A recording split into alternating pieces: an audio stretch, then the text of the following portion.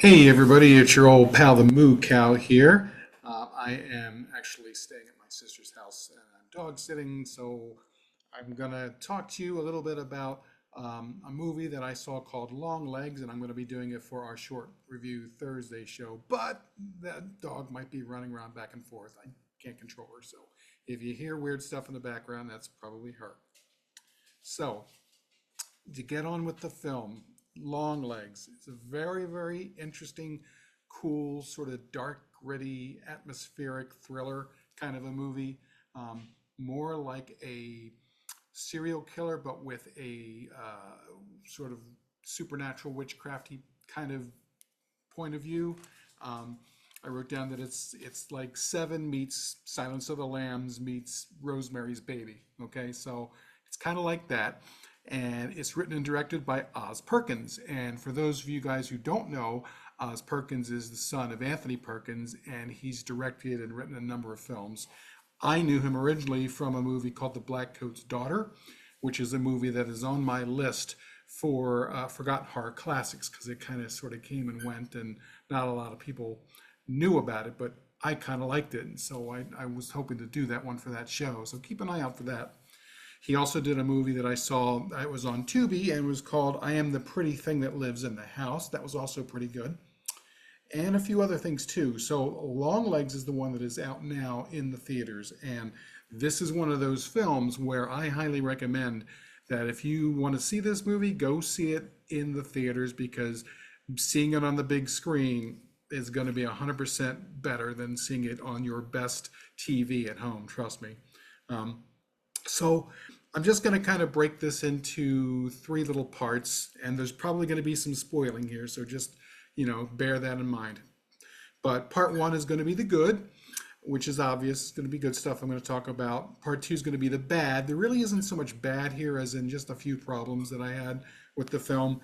And then the last part is going to be the weird bits, and there's always some weird, crazy stuff. So we'll talk a little bit about that. The good.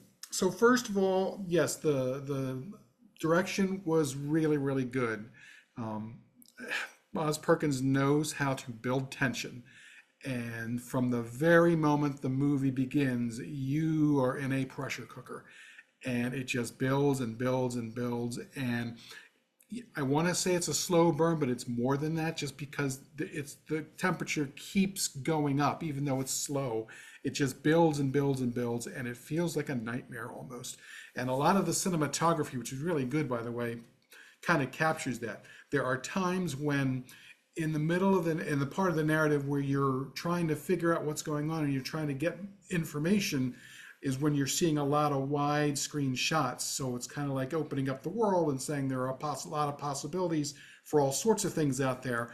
And then there are other times when you don't really know what's going on, and all of a sudden everything is tunnel visioned and you're in a very, very claustrophobic room or a very, very claustrophobic hall, and it just sort of mirrors the very, very claustrophobic feeling and setting that the narrative is taking place in. So I thought both the direction and the cinematography were both top notch. I looked up the cinematographer, I forget his name, but he's not anyone I had ever heard of before. And apparently he's done a few shorts and some videos and stuff like that. But this seems to be his first full-length feature film, and I have to say, very, very, very well done.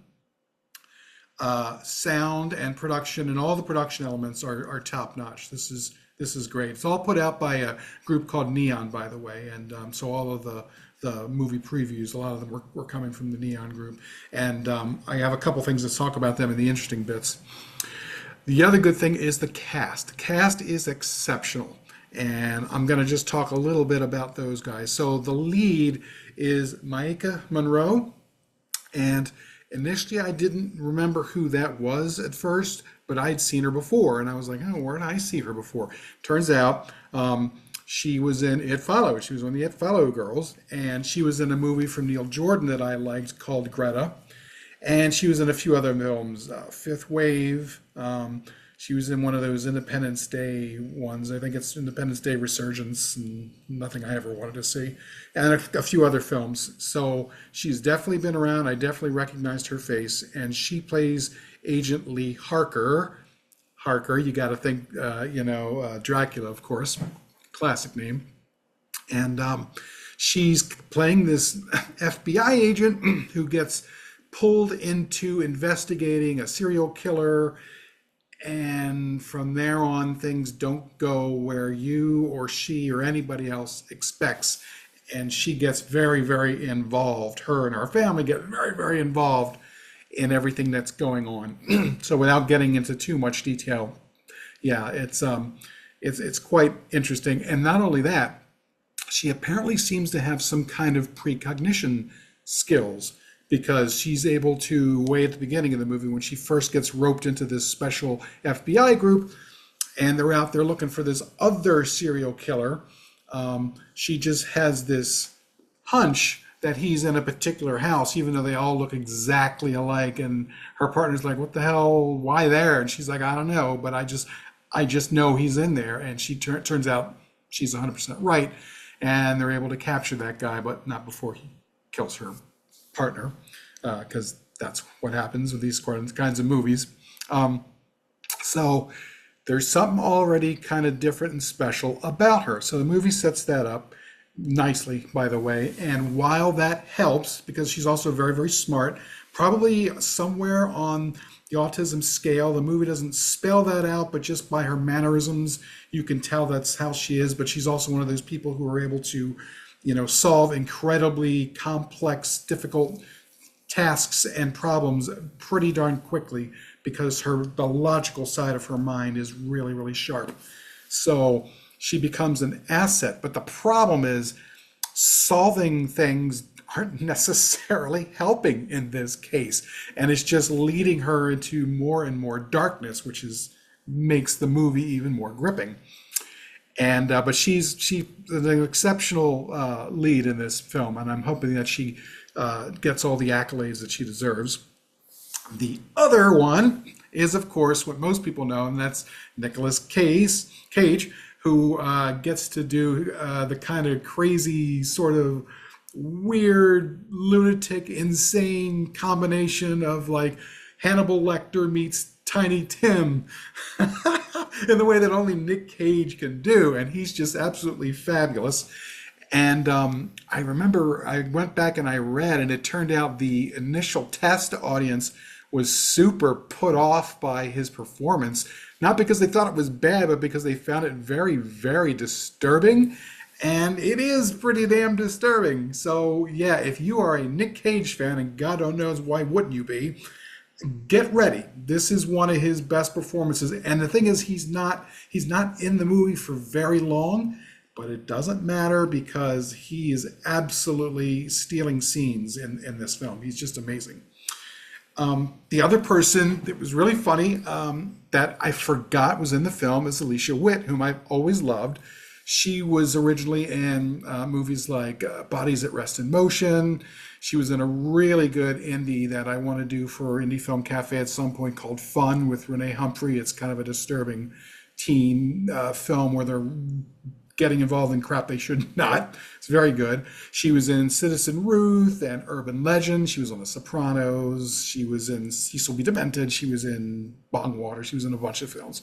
So she's really, really good. And the thing is that she's playing the mom. She's playing Micah Monroe's mom. Okay, she's only 48, but they age her and they give her gray hair and they give her all this stuff. But the thing is, she's still super pretty. So I remember at the time I was like, I didn't quite recognize her. I'm like, wow, that is the prettiest old lady I've ever seen in my life. What the hell's wrong with me? Well, it turns out, yeah, it's Alicia Witt. You're not going to uglify her. There's just no way. So there's these three, and then Blair Underwood plays her boss, Agent Carter. He's been in a billion, million, trillion different things, starting with LA Law, like the entire run. And he was in a bunch of other TV shows, In Treatment on HBO. He was in that, which was a very good show. Agents of S.H.I.E.L.D. and movies like Set It Off and Gattaca and Rules of Engagement. You're definitely going to recognize him. And a very, very solid performance from him as well, as a great supporting character. And then Kiernan Shipka comes along and out of nowhere and does this a very, very small but extremely memorable and important role in the film. And if you guys remember her, she was in Mad Men. She was the one who played Sally Draper, the young Draper in that. And she's just gone on and done all kinds of stuff. But she was also in Blackcoat's Daughter, and she was in stuff like The Silence and the White House Plumbers, and she's been in a bunch of stuff. And she's really, really good in a very, very small role here that turns out to be very, very important. And there are some other folks in here too, but everybody does a fantastic job, and they were super, super bought in, which is really, really good. Um, as far as the bad goes, there's not a lot other than after I had to chew on it for a little bit because it's one of those movies that sort of hits you over the head and you're sort of stunned by everything that you've seen. And it's only after you sort of come out of this dream that you kind of say, okay, yeah, there's a couple of things that don't quite make sense. And the fact that it's a supernatural film, you have to already suspend your belief for a number of things already. So you got to turn off that part in your brain that's like, yeah, that's not really going to happen. For the sake of the story, you have to allow that to go. But that aside, there are still a couple of little plot holes or narrative problems that I had with it. This is probably the part where you want to turn it off if you don't want any kind of hints about what's going to happen, because there's no way to talk about these issues without spoiling it a little bit. But at one point, she kind of, when I say she, I mean Agent Lee Harker, changes. And an extremely important point with her mom, there's this whole thing about supernatural dolls that I'm not going to get into because I'm just going to let that go. But, and that's how sort of Satan gets involved in all this and all the supernatural stuff. But her mother ends up shooting one of the ones, and Agent Lee's under the spell of one, and it breaks that thing. The problem is that Agent Lee is then able to go on and stop the person who's not supposed to stop the killing. And it's like, well, if you did that, why would you do that? If you knew ahead of time what that's going to happen, you wouldn't do that. You know what I mean? You don't have a proper motivation to do that. The script does, but that particular character, knows better because they knew for a number of different reasons that are talked about in the narrative. And then, in the last third, there's kind of a big exposition kind of blowout there where you get a lot of stuff that kind of starts tying in ends. There's kind of a lot of it, but I didn't mind it, and I was kind of grateful for some of it. It just came out a little bit much. But that's one of the things. It's like, well, if that's the case, then why did she do that? But you need her to do that. Second thing is I had to wonder why. Remember I mentioned that she has these sort of precognitive abilities. Again, if you are going to use this person later on, why would you give her that? You know what I mean?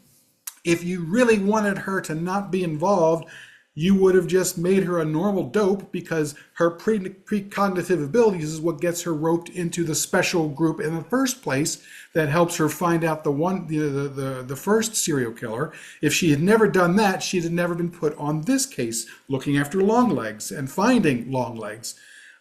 So if you were Satan and you were setting all this up from the beginning, you would not do that, because that she would never have been assigned to that case without those abilities. You know what I mean? So it's kind of that kind of stuff.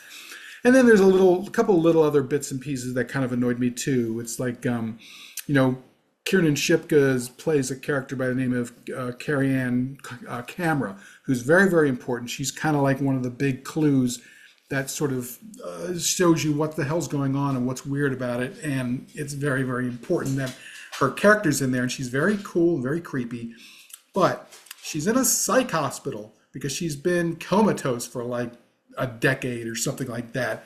And, she'd witnessed a murder and she tried to kill herself and all this other stuff. So there should be people watching her. And then after the FBI come and visit her, she's threatened to kill herself. She's threatened to kill them.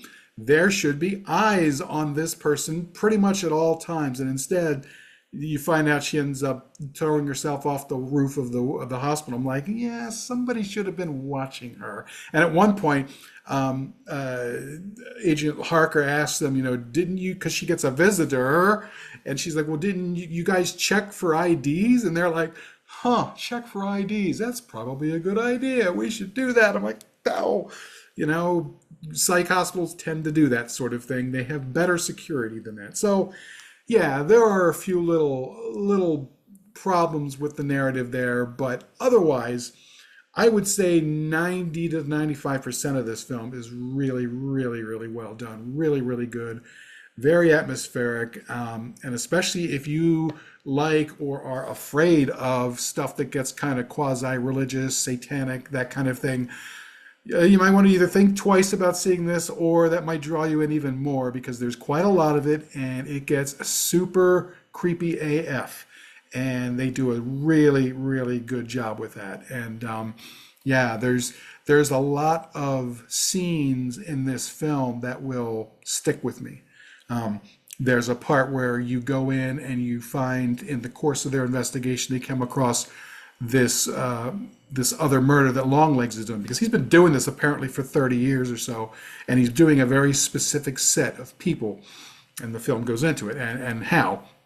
And she goes in and she has to see this one family, including a little girl, and just covered with maggots and just looks really bad. And that's some nightmare fuel there.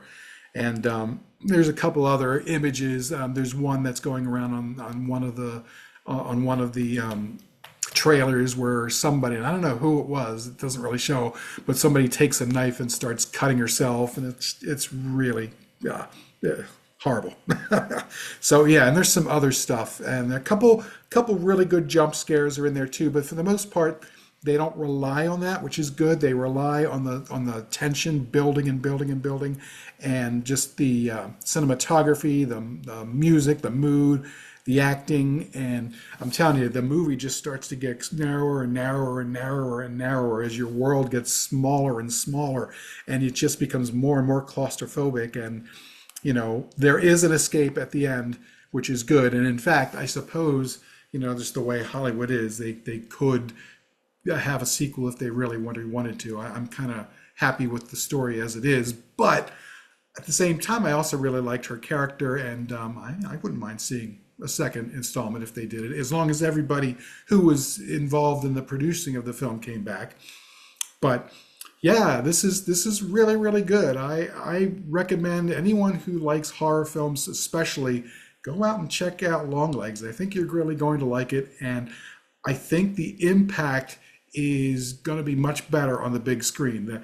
Other than, say, Mad Max Furiosa, there haven't been a lot of movies that I've said, oh, you have to catch it in the theater before, you just don't wait for it to come out later on streaming or DVD or whatever it is. Go see it in the theater now. Trust me on this. So, yeah, there you go. So, that being said, there you go, Longlegs. I'm looking forward to seeing more stuff from Oz Perkins and more stuff from Mike and Monroe. I think these are two folks who are really going to benefit from this film. I think there's going to be a lot of talk about both of them, both the performer as far as her performance goes, and Perkins in regards to what he creates here. I think he's definitely got a future for himself. So there you go. There's my short review for Longlegs. The Moo Cow says go and check it out. Anyhow, thanks for joining us here at Indie Film Cafe's Short Review Thursdays, and we will see you on the flip side. Goodbye.